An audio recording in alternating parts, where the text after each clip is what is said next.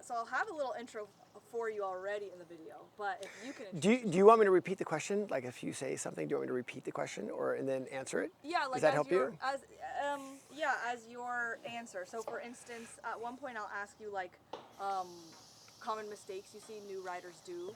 So then you can just say common mistakes I see new riders do, or however you want to word Great. that. Okay. Okay. So first, let's have you introduce yourself and a little bit of your background. My name is Ken Hill, and I am a professional motorsports coach. This is something that I've been doing for over 2 decades. This is how I make my living doing it, not a hobby, and something I'm incredibly passionate about. Had a long career in racing, even a little bit of on the professional side, but really the last couple of decades have been as a professional motorsports coach. And I coach anywhere from new riders to people that have won multiple championships. Do you mind also listing some of the people you've worked with? Sure. Some racers that people will recognize? Yeah, a lot of the professional racers that I've worked with, very lucky to have coached riders like JD Beach, Hayden Gillum, worked with other riders such as Matt Skoltz. Worked with, even back in the day, a little bit with Jake Gagne, a little bit with Cameron Bobier back in the day. So yeah, very lucky to be able to work with some riders that have won a lot of championships over a long period of time. And then can you talk about the most common mistakes you see new riders do on the track? I think the most common mistakes that we see riders make on the track, especially new riders, is not having a plan, not having any fundamentals to be built off. So they're riding around, but they kind of don't know why they're riding around or what they're trying to accomplish. And in a sport that has some pretty nasty consequences, this really leads to plateaus and essentially burnout because they're riding around, but they don't really have a plan.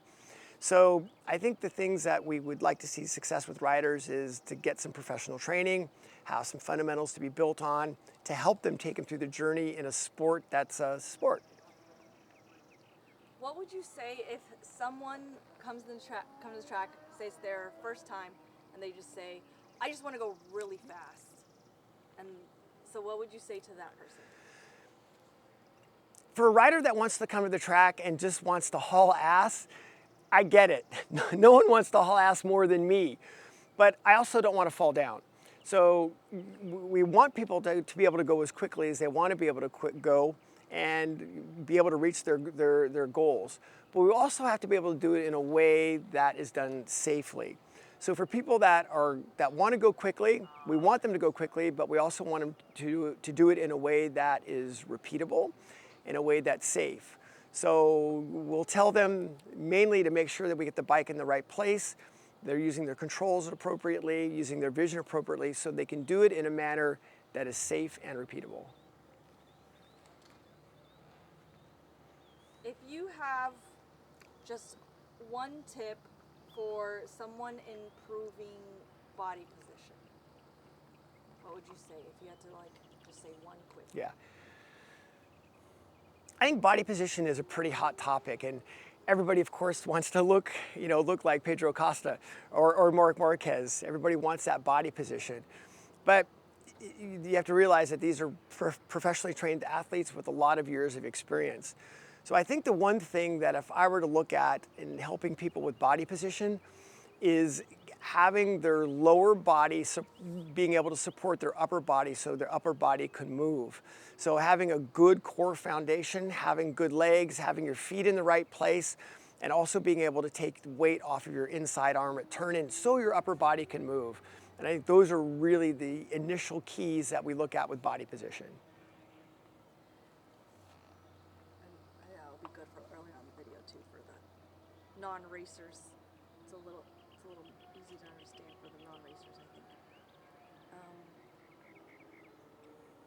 What about, how would you say, how many track days do you think it takes for someone to become one with the bike? Is there a magic number?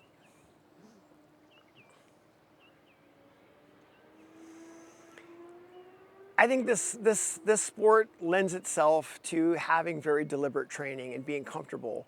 And here you're riding a motorcycle that weighs anywhere between whatever 300 to 500 pounds. They're typically very fast, some are not so fast. But yeah, being able to be one with the machine, it takes some reps. And to be able to build those reps takes proper fundamentals so you can build that consistency.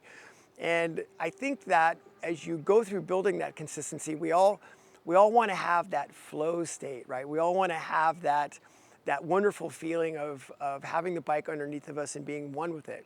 And that comes from being able to have subconscious actions along with the right vision skills to be able to do that. In other words, being proactive versus reactive. So it takes as long as it takes, but with the right training and I think the right direction, it can happen fairly quickly. Yesterday, you said something that really stood out to me. You said how people treat track riding as a hobby, but they shouldn't because it can get themselves killed. Yeah. Could you? And she wasn't around. I didn't get on camera, so I think just that however you said it, that one thing you said was just so impactful. Do you mind just saying that again on camera? Motorsports is really interesting, and having been in this industry for quite a while, we still rely on a lot of old school wives' tales and thinking. And the reality is that the ones that are successful, even over the last decades, treat this like a sport because it is a sport. And I think it's easy to get caught up into the lifestyle part of it. And if you treat this like a sport and treat it with the appropriate consequences, you're going to have a lot more success than just treating it, honestly, not so seriously. And the ones that are treating it not so seriously don't really respect the consequences. They plateau, and they're the ones that kind of leave the sport. But if you treat it like a sport and build the right fundamentals and you keep track of your progress like other sports, I think anybody can go in this sport as far as they want to, but we have to treat it seriously and we have to treat it like a sport. Was that all right? Yes. Another thing I thought was really neat about your program, maybe this is related to the book, but your program, how you set up this whole curriculum based on the Top Gun fighter pilot program. Yeah. Can you talk a little bit about that? And just editor's note, we may use that in another video from this one, the Mission Impossible recreating scenes, Precision Track Day. Yeah. Okay.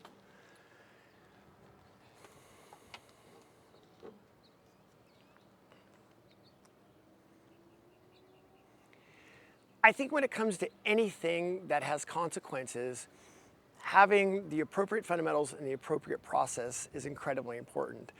I've been very blessed to have some incredible people in my life that have helped guide me through that, including top people in academics, top people in the Special Forces field, as well as people that have been involved in the Top Gun flying program.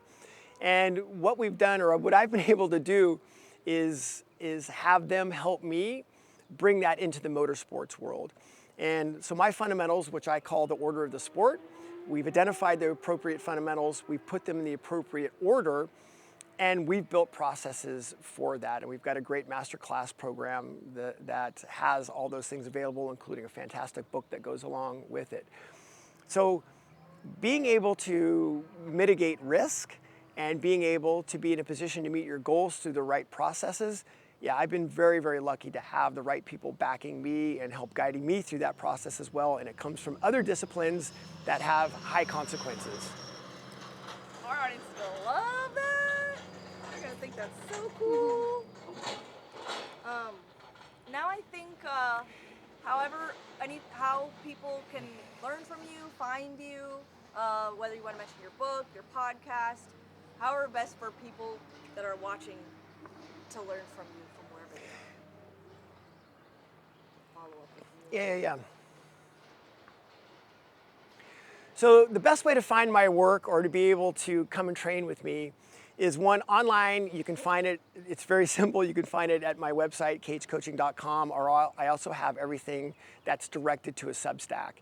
So I have a Substack that has a lot of my written material, it has a lot of my podcasts, and it has a lot of my videos on it as well. And I also have a separate podcast. You can just Google Ken Hill Podcast. There's around 90 podcasts with more coming. And it all has a lot of the information, has a lot of my methodology, as well as kind of following my journey through this for the last 7 years. I think the podcast has been out for about 7 years. So you can find my online work there.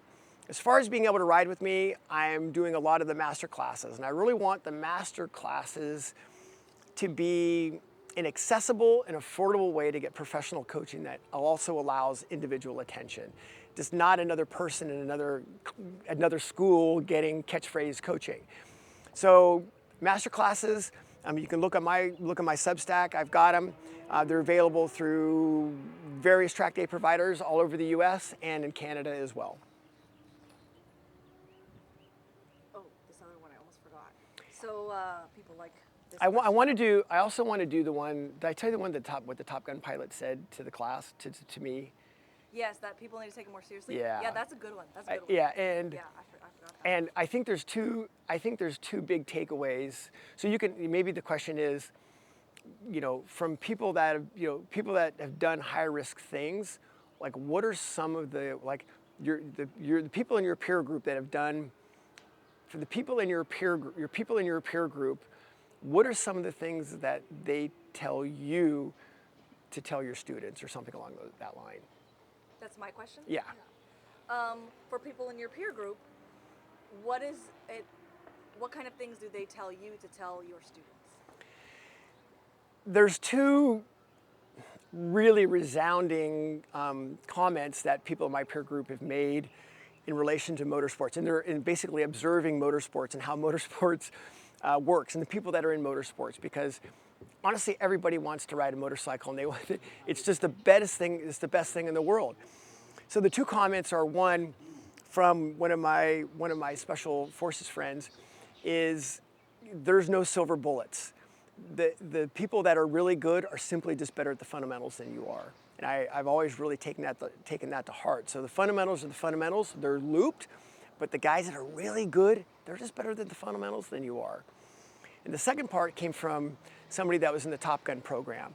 And after observing a school, he took me aside and another instructor aside, and he said, after observing the school and the students in the school, tell your students to take the sport more seriously. And honestly, coming from somebody with his background, that's something that I literally think about every day in relation to my work. That's good. That's like a double whammy. Dude. As a professional racer plus a Top Gun fighter pilot, it's like, all right, do it. Dude, so it's funny, my special forces guy, he's like literally a walking Rambo. He's one of the scariest human beings in the world. He's also one of the nicest human beings in the world. I know it. I believe it. Yeah, and so he's like, he calls me up one day and he goes, bro, do you get that call where I only want to like go shoot with your SF guys? And I'm like, I get that all the time. Like, I only want to come ride if JD Beach is there. And it's like, don't they just know that they're doing the same thing? They're just doing it better. So it's like, yes, that's correct. And everybody again thinks that there's silver bullets, but there's not. So that's good B-roll for you. Love that. This question. So why would you say people crash in the corners?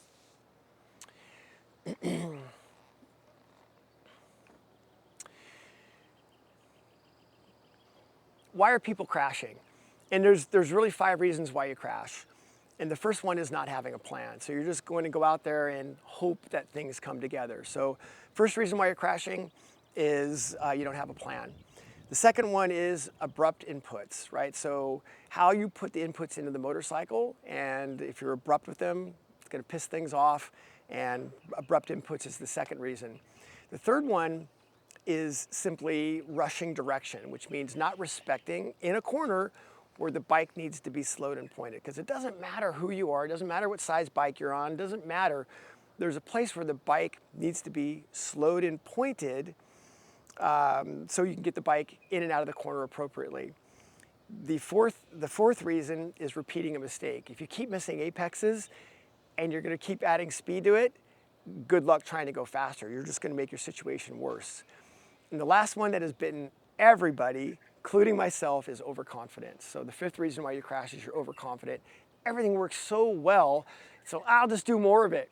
But you have to understand it works well because of all the right things that you did. So the fifth reason why you crash is overconfidence. Let me make sure I got everything.